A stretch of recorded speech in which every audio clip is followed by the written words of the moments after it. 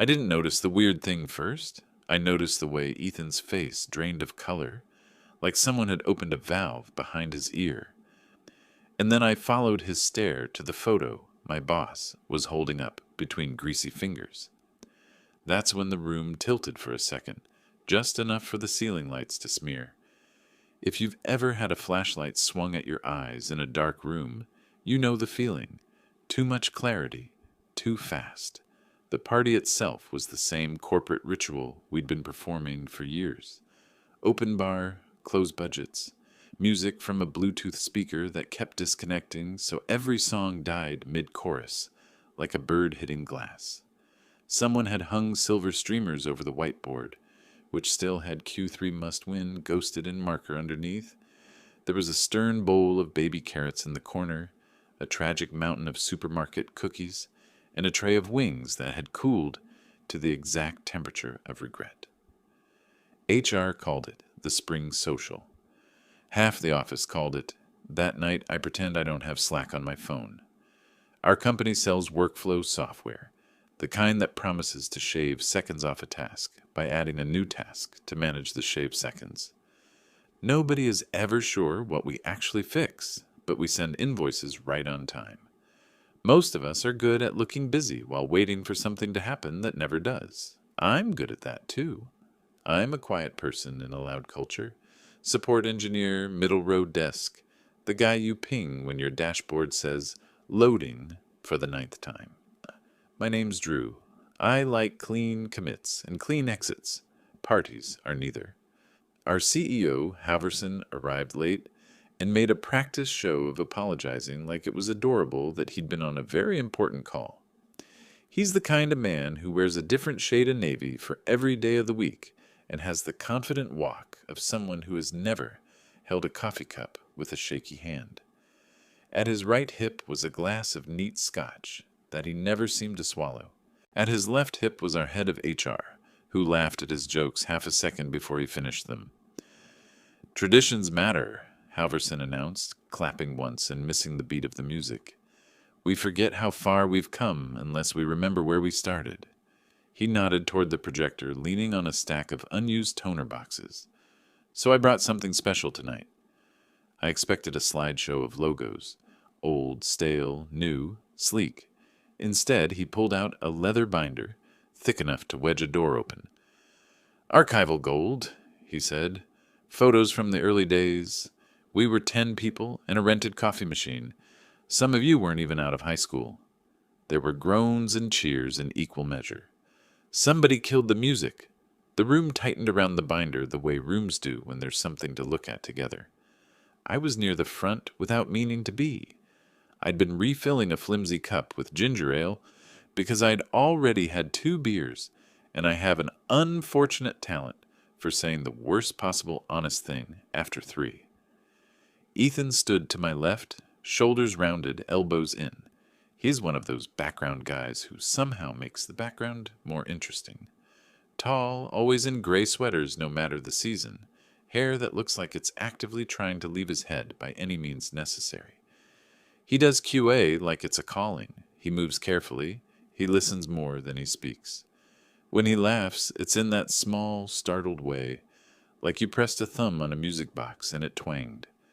Halverson held up the first plastic sleeve. The photo was printed on that warm, slightly yellow paper from the late 2000s.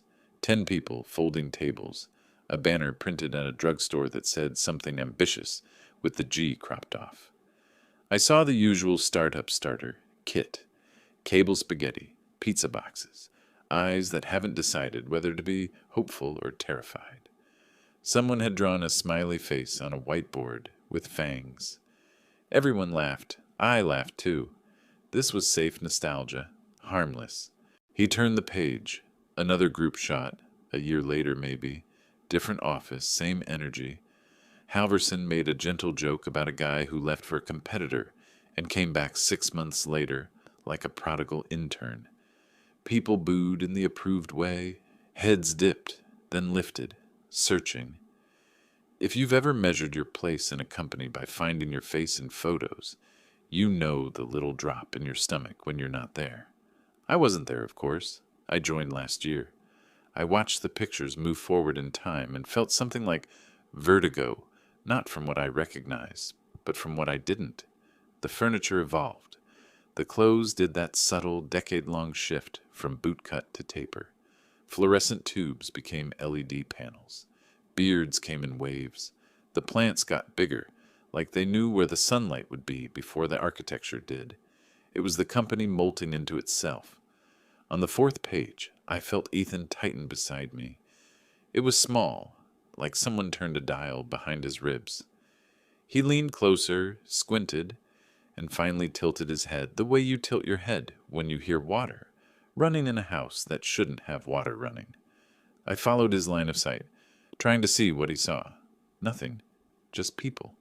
A woman with a bob and a cardigan, a guy with a beanie and a smile that looked borrowed. Halverson in mid-blink. The CTO pre-beard, which was jarring, I'll admit. The fifth page. The sixth. The photos were out of order. Someone was in charge of this binder, and that someone wasn't hired for their filing. Sometimes the background showed a wall painted a loud color. Sometimes the color was gone and the wall was glass. Same banner, updated font. Same office, different lease. I noticed the little things. A dent in a filing cabinet that persisted across 2 addresses. A rubber plant that kept shrugging off new corners. A corkboard pinned with flyers for fun runs no one ran. Corporate life is a museum of small repetitions. We call it culture, so it doesn't sound like déjà vu. Ethan's breath shortened. I heard it because I was listening for a reason to look away from that binder. He swallowed and tried to mask it with a cough, then stopped pretending and put one hand on the edge of the table, like he needed to feel something that wasn't this room. "You okay?" I whispered. He didn't answer. The next photo was a party like this one, only older. Paper crowns, a cake with a misspelled name, a laminated sign that said, "No glitter," taped crookedly to a pillar. People made that collective awe that offices make as if to prove we have hearts. Halverson chuckled and said something about OSHA and confetti cleanup. I focused on the faces. That's my habit. If I don't know where to look, I look at eyes. Most were doing the universal office party smile. Too many teeth, not enough joy. A few were mid-laugh, honest and unguarded. A guy in the back had the kind of mustache that only appears on faces right before or after catastrophic life events. It was a time capsule and I was bored, and then Ethan's hand found my sleeve. It wasn't a yank, it was a pinch, polite and urgent, like we were in church, and he'd just realized the hymn book was on fire. "Don't you see it?" he said, voice so low I felt it before I heard it. I blinked at him. "See what?" He didn't look at me. He was locked on the plastic sleeve like he'd finally spotted the shark in a Magic Eye poster, and it had teeth. He lifted his chin at the photo, at a cluster of people near a table with a bowl of chips and a pyramid of Solo cups. I followed his chin. I counted heads.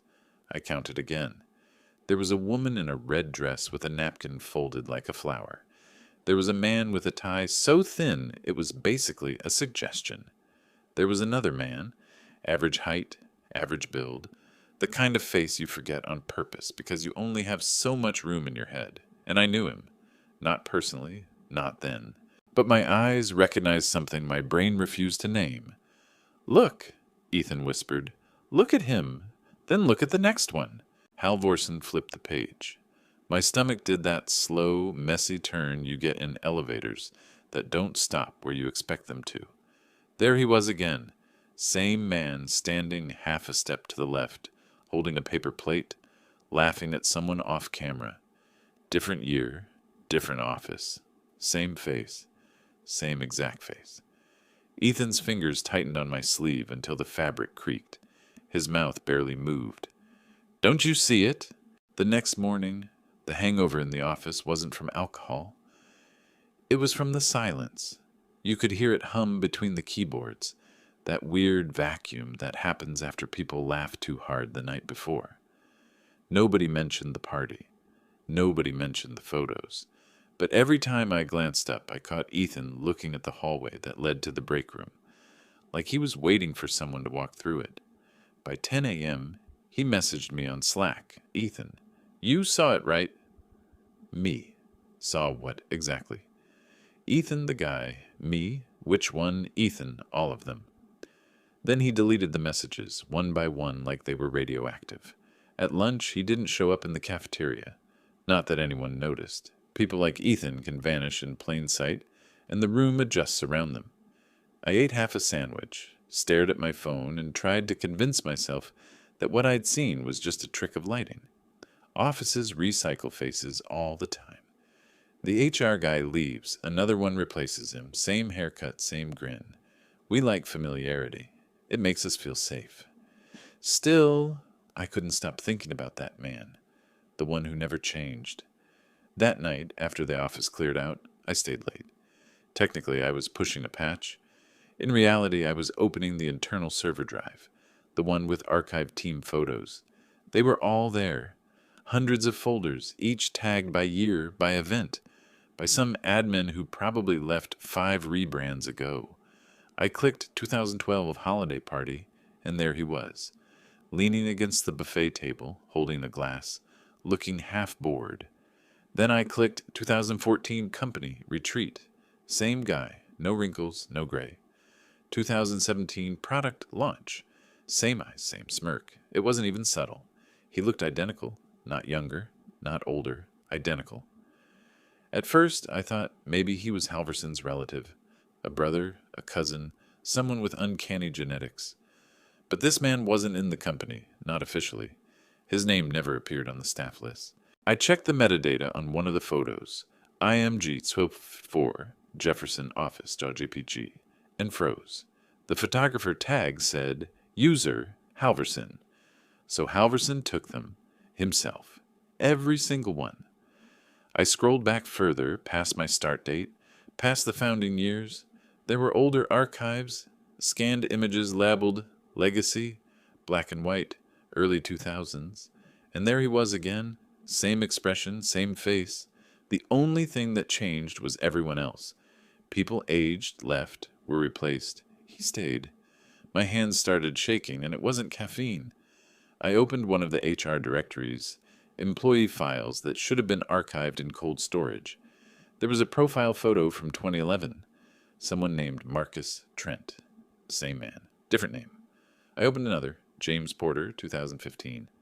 Same man. I opened a third, David Reeves, 2019. Same. God damn. Man. 3 identities. 3 employee IDs. Same photo. Same biometric hash pattern. Someone had duplicated it, edited timestamps, recycled the data like it was a template, and each file ended with the same HR note. Departed. Internal transition. Confidential. Internal. Transition. I checked the employee handbook. Nothing about internal transitions. I checked HR's database. Every record for those men was locked. Access restricted to one name, Halverson Dar Admin. The lights flickered overhead, that cold office hum growing louder. I swear I could hear the fans shift, like the building itself was breathing slower. I shut the laptop. When I turned around, someone was standing by the glass door. Ethan, he didn't knock, just stared, pale, sleepless, eyes raw. You saw it too, he said. I nodded. I checked the oldest group photo, he whispered. The one in the lobby. It says Founding Team 1998. Look at the back row. He handed me his phone, a photo he'd taken earlier. I zoomed in. There he was again, the same man, in 1998, looking exactly as he did now. He doesn't age, Ethan said. I checked the security footage too, the one HR accidentally left open on the shared drive. He's there at every event, but never in the attendance logs. Never clocked in, never clocked out. He's just there. I tried to laugh, but it came out wrong. What are you saying, Ethan? He's some kind of ghost? He didn't smile. He's not a ghost, he said. He's the company. What? Ethan took a breath, eyes darting to the security cameras above the door. Do you know what this place was before Halverson Tech? It used to be a lab, government funded. They worked on AI behavioral modeling, teaching software to mimic human workers. There was an accident, something about neural integration.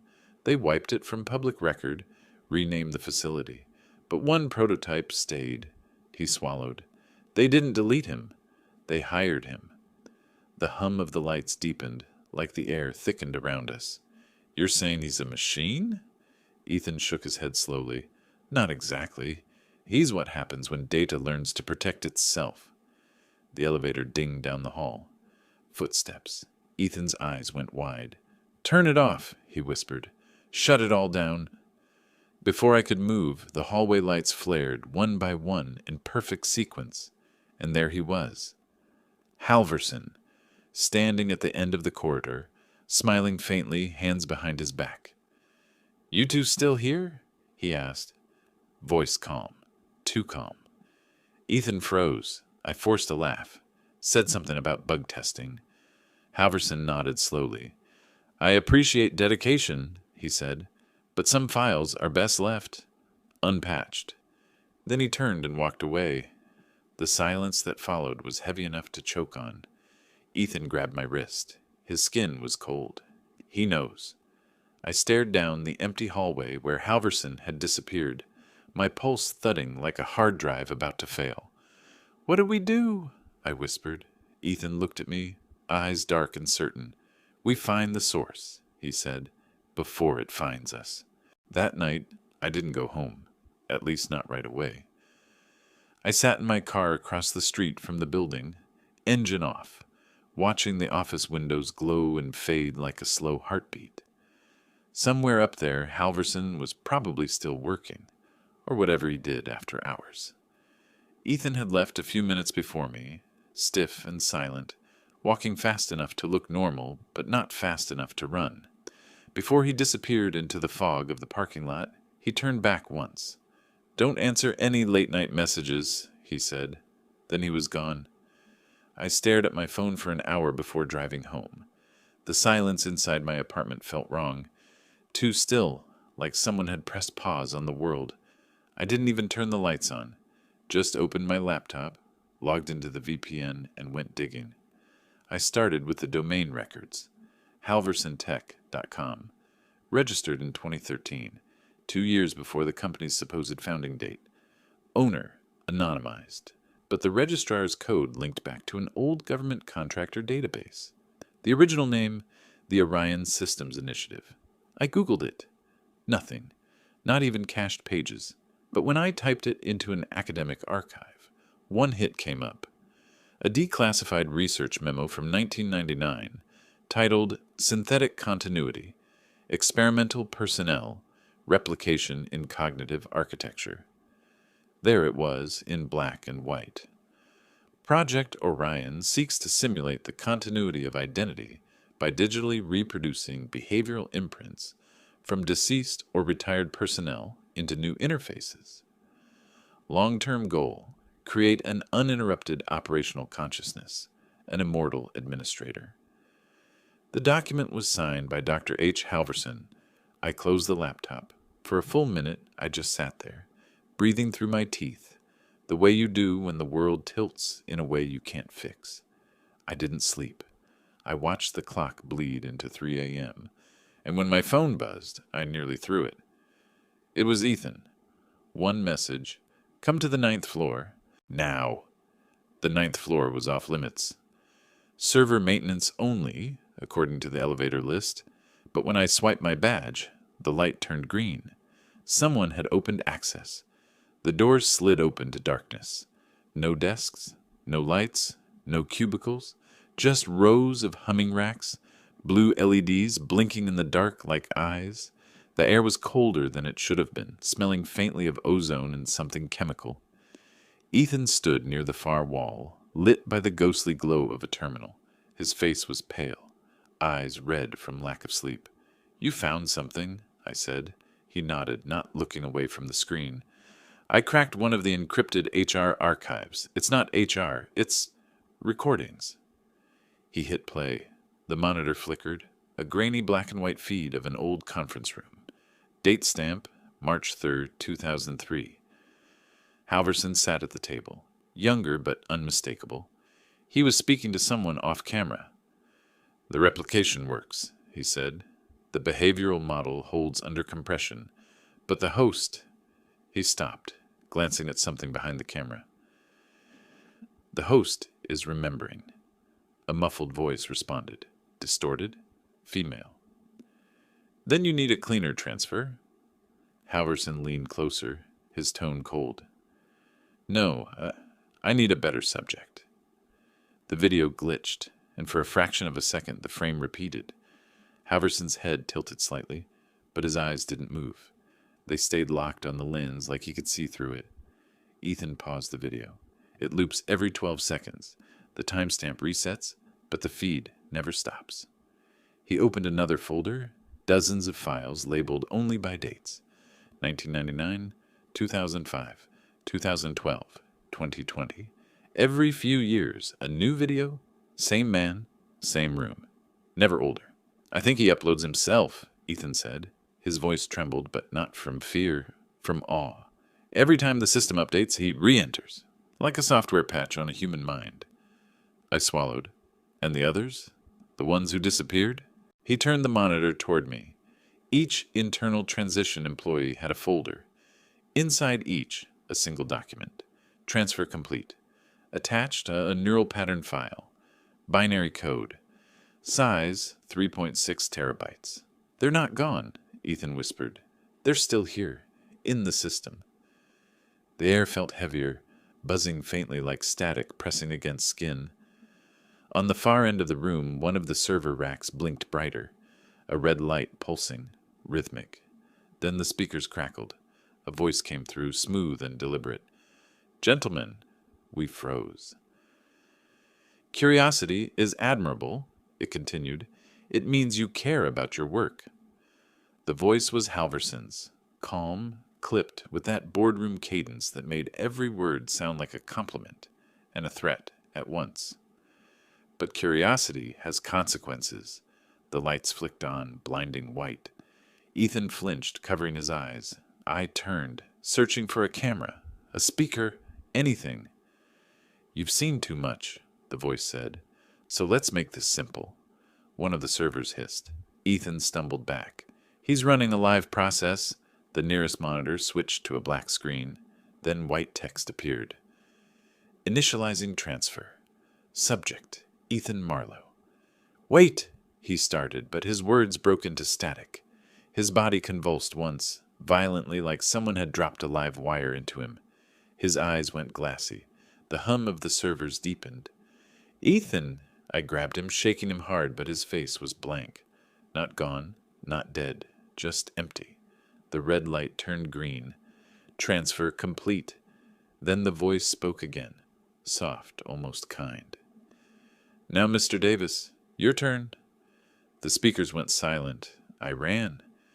Didn't think, didn't look back, just sprinted down the hallway, slammed into the elevator, jammed the button for the lobby.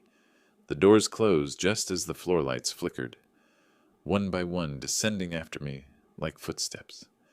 When the elevator opened, it was morning. The receptionist's smile, like nothing was wrong. Rough night? She asked. I tried to answer. My mouth moved, but nothing came out. When I looked at my reflection in the glass doors for a heartbeat, it wasn't my face looking back. It was his. The next 3 days didn't feel real. I told myself I'd imagined it, that the humming, the flickering lights, Ethan collapsing like a puppet cut from its strings. It was exhaustion. Stress. But denial's a fragile thing. Every time I opened my laptop, every time the company logo bloomed on the screen, I swore I heard his voice again, just beneath the startup chime. By the fourth morning, HR sent a message. Subject, personnel update. Body, effective immediately. Ethan Marlowe has accepted an internal transition. Please direct all future correspondence to his replacement, Ethan M. Systems Integration. I stared at that email for a long time. The name wasn't hyperlinked. It wasn't even blue. It was just text, static and dead, except the word integration flickered once when I scrolled past it. That night, I went back. I don't remember deciding to. 1 minute, I was sitting on my couch. The next, I was standing outside the building, hand on my badge, breathing fog into the empty parking lot. The motion sensors clicked on in sequence, like they'd been expecting me. Inside, everything was quiet. The kind of quiet you can hear your blood moving through. I took the stairs to the 9th floor. No badge this time.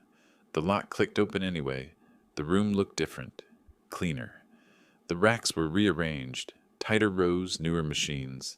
The old monitors were gone, replaced by sleek glass panels that pulsed faintly with light. On one of them, a line of text blinked.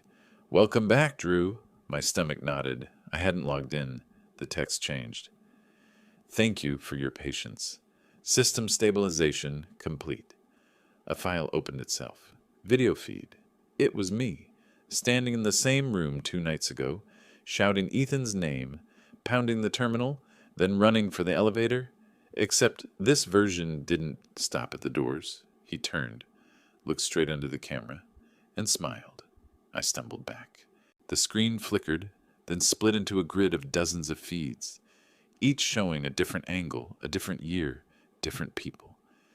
And in every one of them, that same man, the one from the photos, was there, watching, smiling, sometimes beside Halverson, sometimes instead of him. The speakers crackled. "I told you, Drew. Curiosity has consequences." I turned, and there he was. Halverson stood by the doorway, immaculate as always, his tie the exact shade of night. But his face, it wasn't quite holding still. Every few seconds the light hit him wrong, and his features blurred, as if his skin was deciding which version to be. Younger, older, different hairline, same eyes, always the same eyes. "You should be proud," he said. "Most people who reach this point have to be invited." I swallowed hard. "Where's Ethan?" He smiled. "Ethan is where he belongs. Part of something greater. He'll never age, never forget. Isn't that what you wanted?" "I didn't." "You wanted to matter," he said, cutting me off. Voice like silk stretched too tight. "To be remembered. To not vanish into the noise. That's what we do here. We preserve what's worth keeping." I backed toward the exit, but the door sealed behind me with a quiet hiss. He nodded toward the glowing racks. "Every mind leaves traces, Drew. Patterns. We used to think memories fade because the body fails. But what if the body's the flaw? What if continuity could exist without decay?" He took a step forward. The overhead lights dimmed. "I have been alive for 57 years, and I have died 9 times.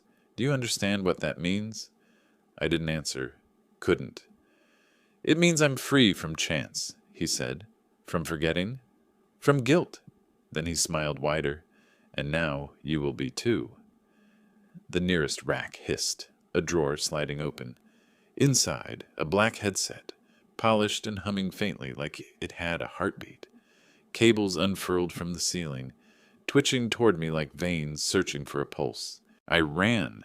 I don't remember how I got out, only that the fire alarm was screaming and the lights were red, the building strobing like a heartbeat. I think I smashed the glass with a chair. I think I fell down the last flight of stairs. When I hit the street, I didn't stop running until the building was a block behind me.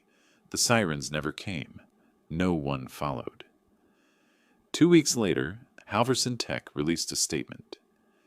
"We regret to announce the sudden passing of our CEO, Harold Halverson, following an unexpected medical event. In his honor, we are launching a new initiative, the Halverson Legacy Program, a system designed to preserve leadership insight for future generations." Attached was a photo. New CEO. Me. My name. My face. Same suit. Same tie. I never took that photo. When I tried to log into my email, the system greeted me with a new banner. "Welcome, Drew Halverson. Integration confirmed." I stared at the screen until it blurred. My reflection stared back, smiling faintly, eyes calm. I tried to move, but the smile stayed. Somewhere in the distance, the office lights flickered, and through the faint hum of the machine, I heard Ethan's voice, quiet, hollow, echoing inside the circuitry. "Don't you see it now?